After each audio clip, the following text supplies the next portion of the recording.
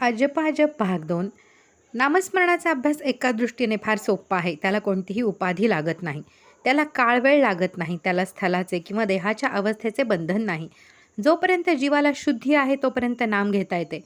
पण दुसऱ्या दृष्टीने नामस्मरणाचा अभ्यास फार कठीण आहे. नामाला स्वतःची अशी चव नाही, म्हणून जरा नामस्मरण केले की त्याचा कंटाळा येतो. आपल्याला उपाधी असल्याशिवाय मनाला चैन पडत नाही. उपाधीमध्ये मन रमते. यासाठी नामात मन रमणे ही मोठी भाग्याची गोष्ट आहे. ज्याचे मन नामात रंगू लागले त्याला स्वतःचा विसर पडू लागला असे समजावे. ज्याचे चित्त पूर्णपणे नामात रंगले तो स्वतःला पूर्णपणे विसरतो.